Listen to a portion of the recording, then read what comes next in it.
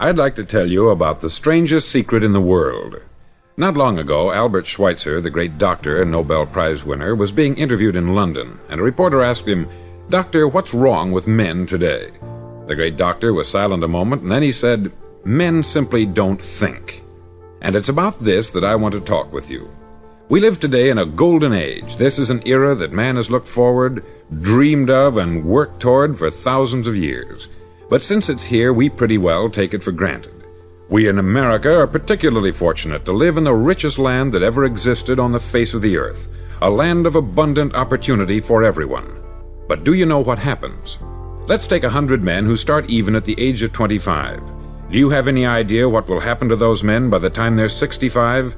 These 100 men who all start even at the age of 25 believe they're going to be successful.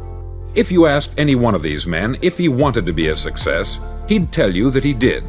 And you'd notice that he was eager toward life, that there was a certain sparkle to his eye, an erectness to his carriage, and life seemed like a pretty interesting adventure to him. But by the time they're 65, 1 will be rich, 4 will be financially independent, 5 will still be working, 54 will be broke. Now think a moment. Out of the 100, only 5 make the grade. Why do so many fail? What has happened to the sparkle that was there when they were 25? What's become of the dreams, the hopes, the plans? And why is there such a large disparity between what these men intended to do and what they actually accomplished? When we say about 5% achieve success, we have to define success. And here's the definition. Success is the progressive realization of a worthy ideal. If a man is working toward a predetermined goal and knows where he's going, that man is a success. If he's not doing that, he's a failure.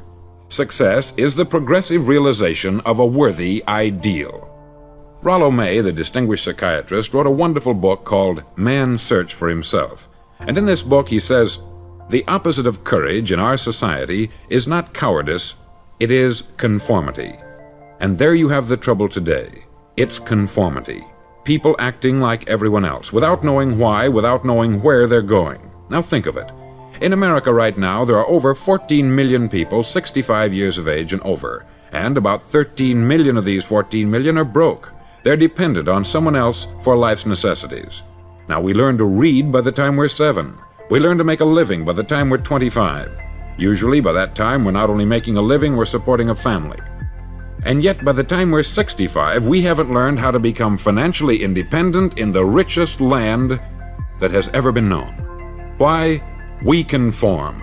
And the trouble is that we're acting like the wrong percentage group, the 95% who don't succeed.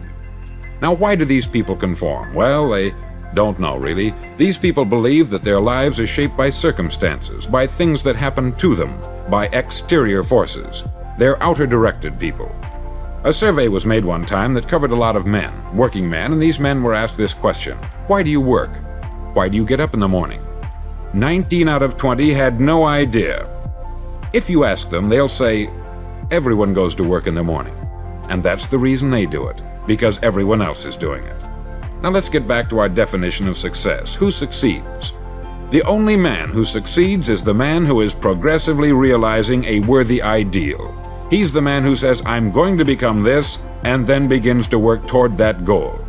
I'll tell you who the successful people are. A success is the school teacher who's teaching school because that's what she wanted to do. The success is the woman who's a wife and mother because she wanted to become a wife and mother and is doing a good job of it. The success is the man who runs the corner gas station because that's what he wanted to do.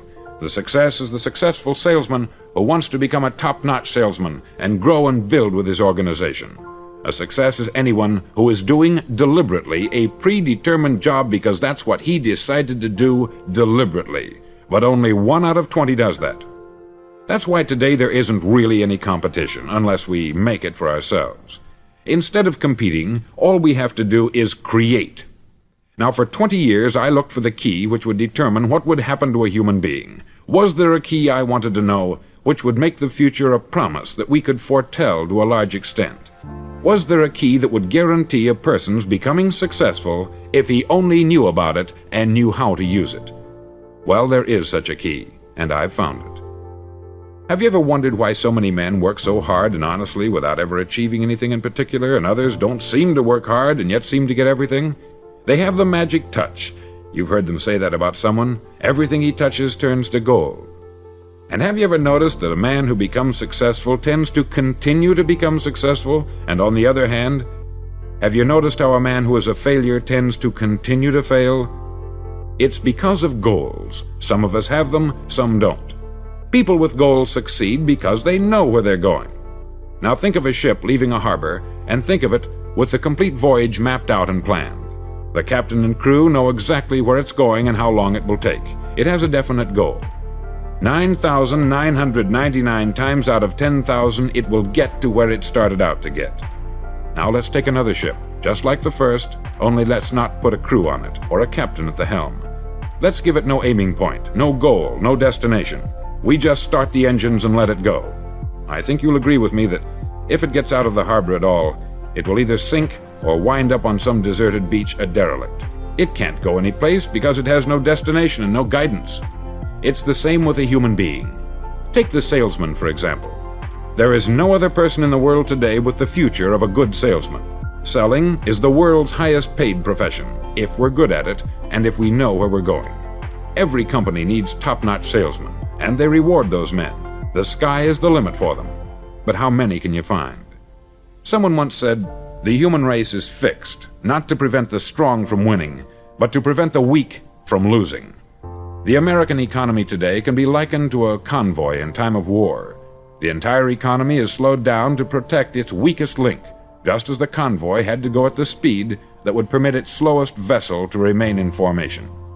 That's why it's so easy to make a living today. It takes no particular brains or talent to make a living and support a family today, so we have a plateau of so-called security, if that's what a person's looking for. But we do have to decide how high above this plateau we want to aim for.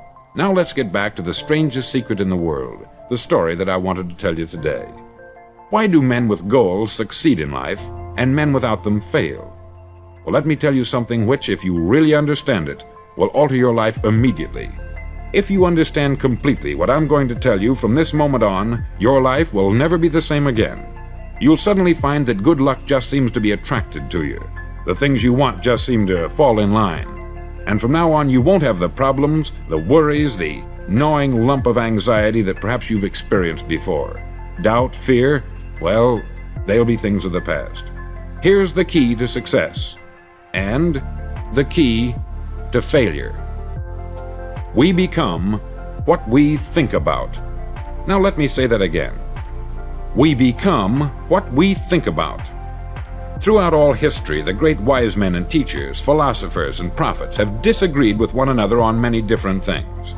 It is only on this one point that they are in complete and unanimous agreement. Listen to what Marcus Aurelius, the great Roman emperor, said. He said, "A man's life is what his thoughts make of it." Disraeli said this, "Everything comes if a man will only wait. I have brought myself by long meditation to the conviction that a human being with a settled purpose must accomplish it, and that nothing can resist a will that will stake even existence for its fulfillment." Ralph Waldo Emerson said this, "A man is what he thinks about all day long."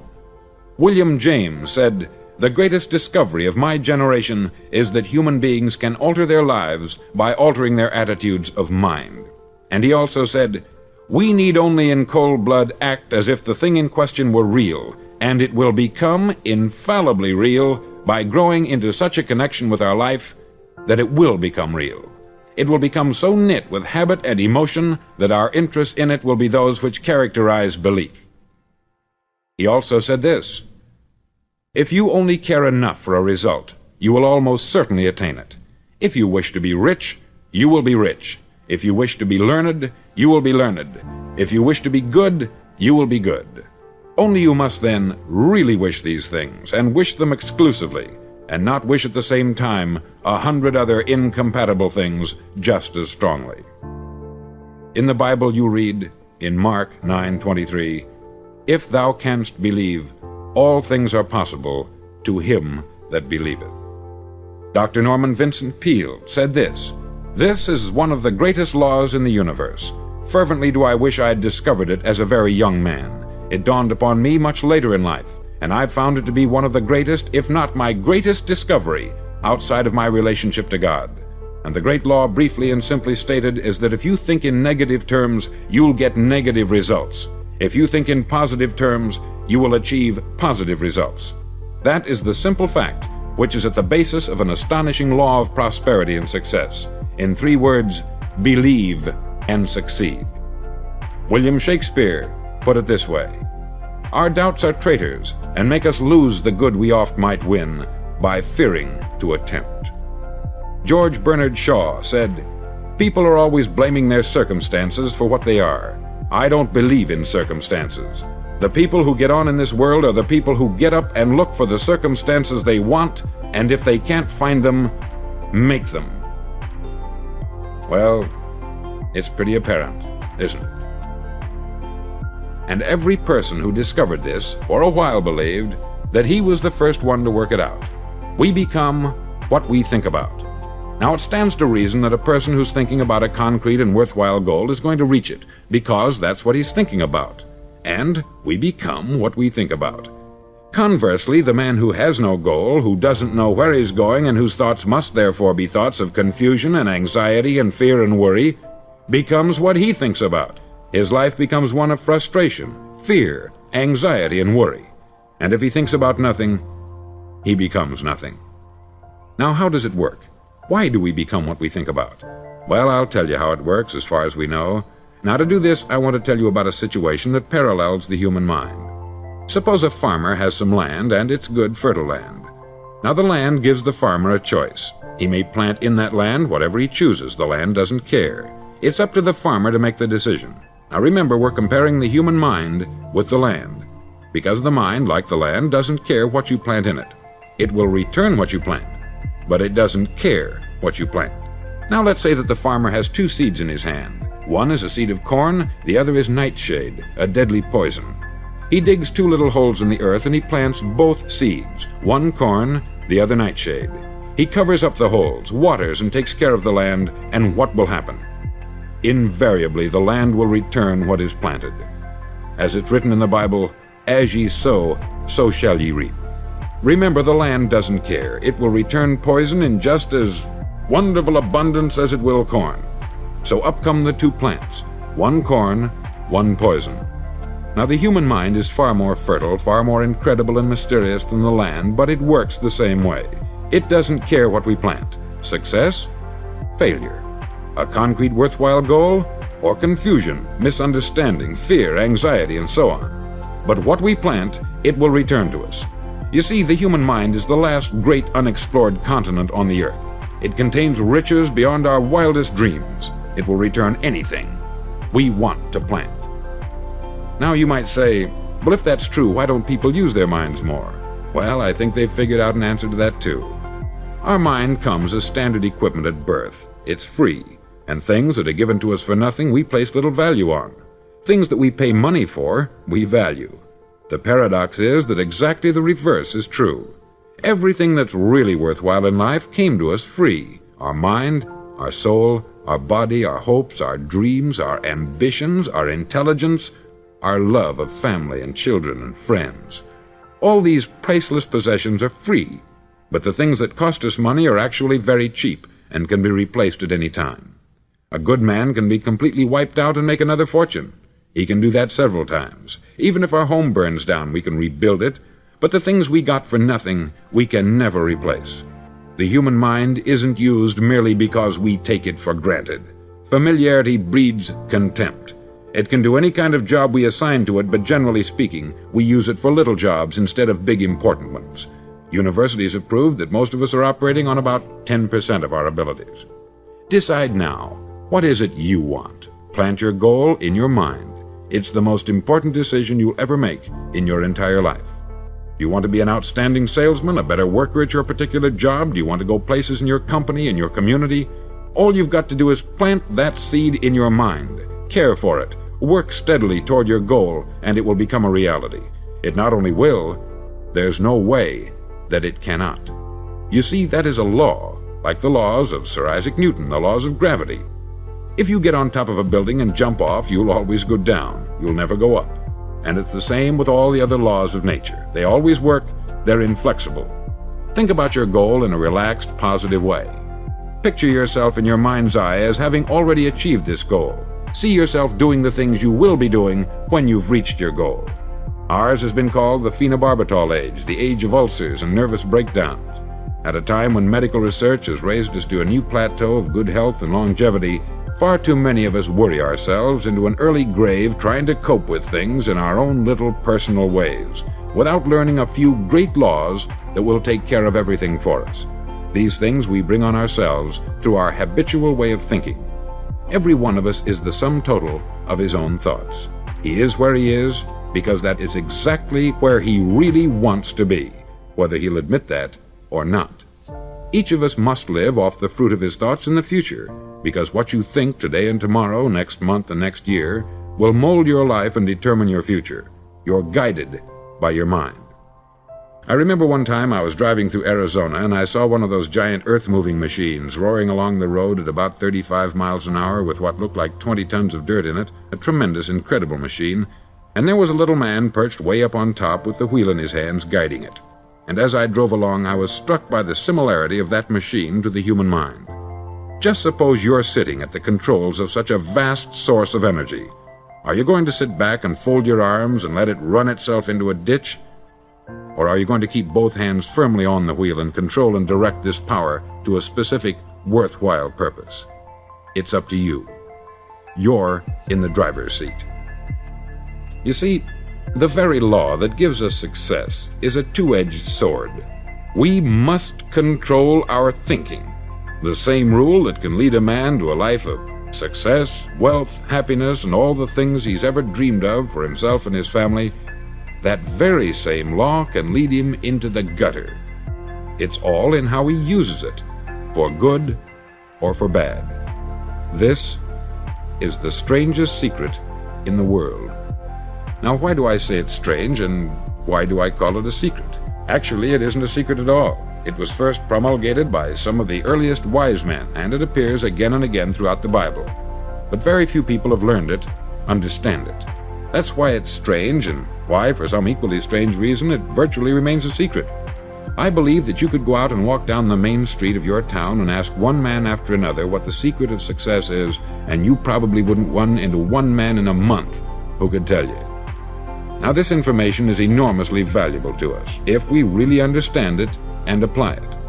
It's valuable to us not only for our own lives, but the lives of those around us, our family, employees, associates, and friends. Life should be an exciting adventure. It should never be a bore. A man should live fully, be alive. He should be glad to get out of bed in the morning. He should be doing a job he likes to do because he does it well. One time I heard Grove Patterson make a speech, the editor-in-chief of the Toledo Daily Blade, and as he concluded his speech, he said something that I've never forgotten.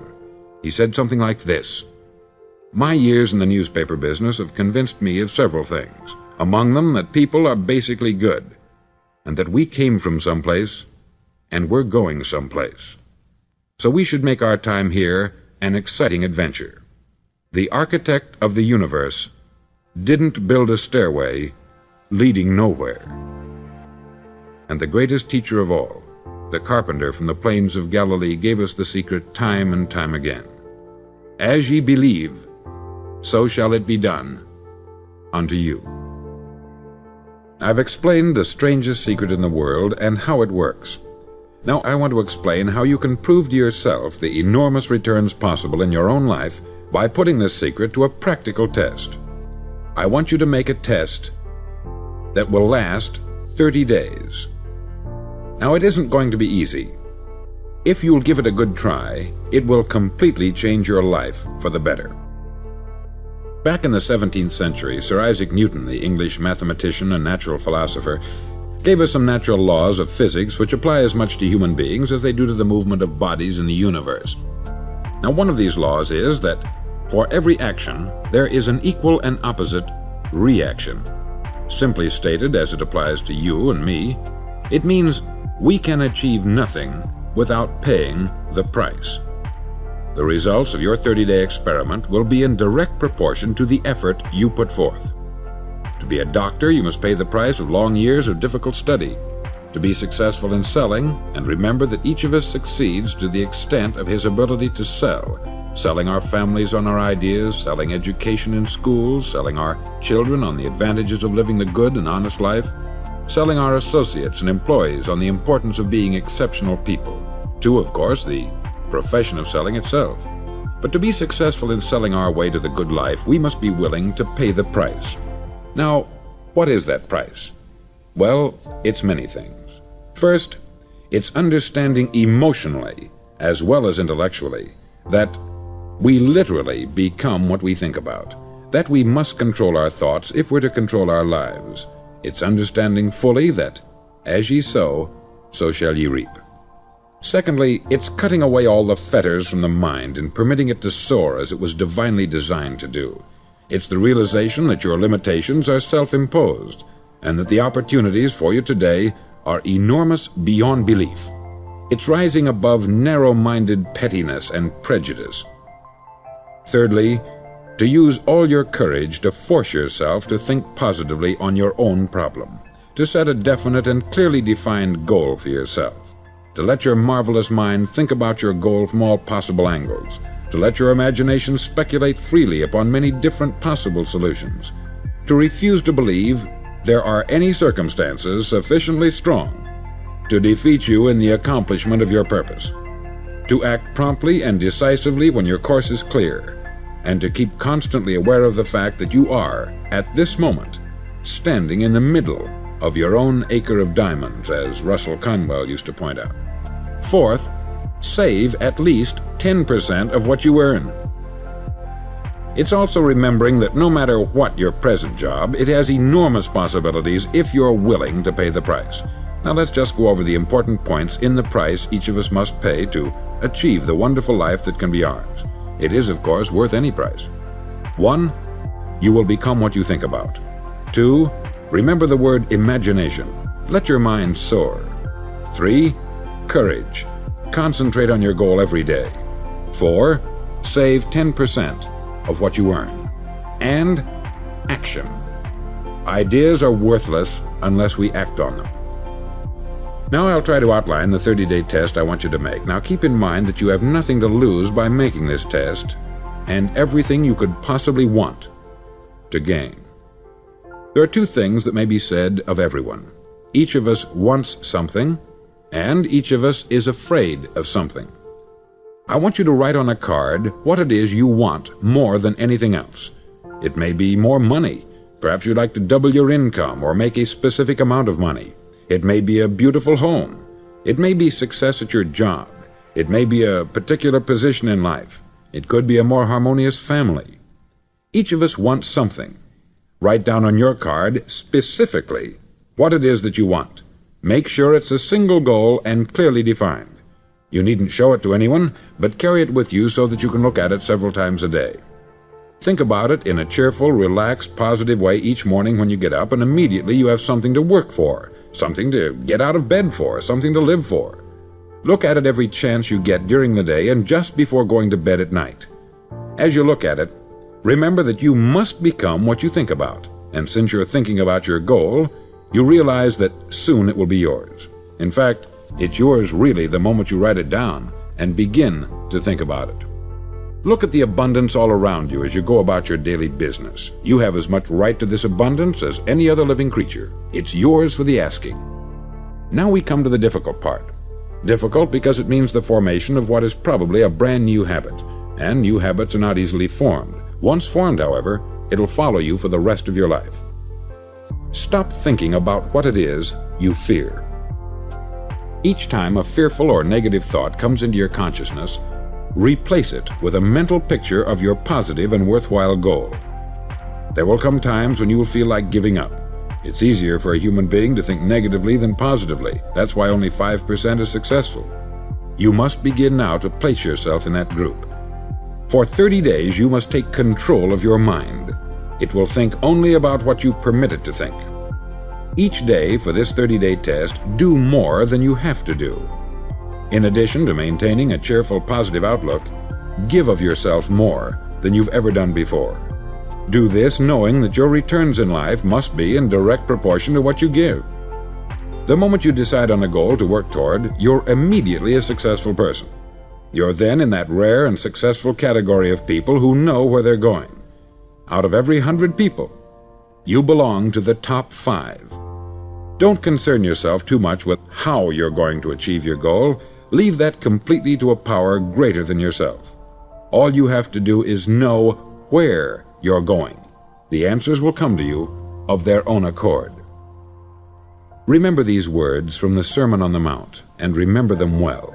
Keep them constantly before you this month of your test. Ask, and it shall be given you. Seek, and ye shall find. Knock, and it shall be opened unto you. For every one that asketh receiveth, and he that seeketh findeth, and to him that knocketh it shall be opened. It's as marvelous and as simple as that. In fact, it's so simple that in our seemingly complicated world it's difficult for an adult to understand that all he needs is a purpose and faith. For 30 days, do your best. If you're a salesman, go at it as you've never done before, not in hectic fashion, but with the calm, cheerful assurance that time well spent will give you the abundance in return you deserve and want. No matter what your job, do it as you've never done it before for 30 days. And if you've kept your goal before you every day, you'll wonder and marvel at this new life you've found. Dorothea Brand, outstanding editor and writer, discovered it for herself and tells about it in her fine book, Wake Up and Live. Her entire philosophy is reduced to the words, act as though it were impossible to fail. She made her own test with sincerity and faith, and her entire life was changed to one of overwhelming success. Now you make your test for 30 full days. Don't start your test until you've made up your mind to stick with it. You see, by being persistent, you're demonstrating faith. Persistence is simply another word for faith. If you didn't have faith, you would never persist. If you should fail during your first 30 days, by that I mean suddenly find yourself overwhelmed by negative thoughts, you've got to start over again from that point and go 30 more days. Gradually your new habit will form until you find yourself one of that wonderful minority to whom virtually nothing is impossible. Don't forget the card. It's vitally important as you begin this new way of living. On one side of the card, write your goal, whatever it may be. On the other side, write the words we've quoted from the Sermon on the Mount. Ask, and it shall be given you. Seek, and ye shall find. Knock, and it shall be opened unto you. Nothing great was ever accomplished without inspiration. See that during these crucial first 30 days, your own inspiration is kept at a peak. Above all, don't worry. Worry brings fear, and fear is crippling. The only thing that can cause you to worry during your test is trying to do it all yourself. Know that all you have to do is hold your goal before you. Everything else will take care of itself. Remember also to keep calm and cheerful. Don't let petty things annoy you and get you off course. Now, since making this test is difficult, some may say, well, why should I bother? Well, look at the alternative. No one wants to be a failure. No one really wants to be a mediocre individual. No one wants a life constantly filled with worry, fear, and frustration. Therefore, remember that you must reap that which you sow. If you sow negative thoughts, your life will be filled with negative things. If you sow positive thoughts, your life will be cheerful, successful, and positive. Now gradually, you will have a tendency to forget what you've heard on this record. Play it often. Keep reminding yourself of what you must do to form this new habit. Gather your whole family about and listen to what's been said here at regular intervals. You know, most men will tell you that they want to make money without understanding the law. The only people who make money work in the mint. The rest of us must earn money. This is what causes those who keep looking for something for nothing or a free ride to fail in life. The only way to earn money is by providing people with services or products which are needed and useful. We exchange our product or service for the other man's money. Therefore, the law is that our financial return will be in direct proportion to our service. Success is not the result of making money. Making money is the result of success, and success is in direct proportion to our service. Most people have this law backwards. They believe that you're successful if you earn a lot of money. The truth is that you can only earn money after you're successful. It's like the story of the man who sat in front of the stove and said to it, "Give me heat, and then I'll add the wood." How many men and women do you know, or do you suppose there are today, who take the same attitude toward life? There are millions. We've got to put the fuel in before we can expect heat. Likewise, we've got to be of service first before we can expect money.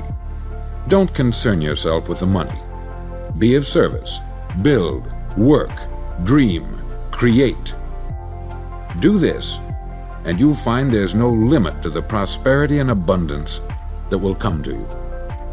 Prosperity is founded upon a law of mutual exchange. Any person who contributes to prosperity must prosper in turn himself. Sometimes the return will not come from those you serve, but it must come to you from someplace, for that is the law. For every action, there is an equal and opposite reaction. As you go daily through your 30-day test period, remember that your success will always be measured by the quality and quantity of service you render, and money is a yardstick for measuring this service. No man can get rich himself unless he enriches others. There are no exceptions to a law. You can drive down any street in America and from your car estimate the service that's being rendered by the people living on that street. Had you ever thought of this yardstick before? It's interesting. Some, like ministers and priests and other devoted people, measure their returns in the realm of the spiritual, but again, their returns are equal to their service. Once this law is fully understood, any thinking person can tell his own fortune. If he wants more, he must be of more service to those from whom he receives his return. If he wants less, he has only to reduce this service. This is the price you must pay for what you want. If you believe you can enrich yourself by deluding others, you can only end by deluding yourself. It may take some time, but just as surely as you breathe, you'll get back what you put out. Don't ever make the mistake of thinking you can avert this. It's impossible. The prisons and the streets where the lonely walk are filled with people who tried to make new laws just for themselves. We may avoid the laws of man, but there are greater laws that cannot be broken. An outstanding medical doctor recently pointed out 6 steps that will help you realize success. 1. Set yourself a definite goal. 2. Quit running yourself down. 3. Stop thinking of all the reasons why you cannot be successful, and instead think of all the reasons why you can. 4. Trace your attitudes back through your childhood and try to discover where you first got the idea you couldn't be a success, if that's the way you've been thinking. 5. Change the image you have of yourself by writing out a description of the person you would like to be. And 6. Act the part of the successful person you have decided to become. The doctor who wrote those words is a noted West Coast psychiatrist, David Harold Fink, M.D. Do what all experts since the dawn of recorded history have told you you must do. Pay the price by becoming the person you want to become. It's not nearly as difficult as living unsuccessfully. Make your 30-day test. Then repeat it. Then repeat it again. Each time it will become more a part of you until you'll wonder how you could ever have lived any other way. Live this new way, and the floodgates of abundance will open and pour over you more riches than you may have dreamed existed. Money? Yes, lots of it. But what's more important you'll have peace. You'll be in that wonderful minority who lead calm, cheerful, successful lives. Start today. You have nothing to lose, but you have a life to win.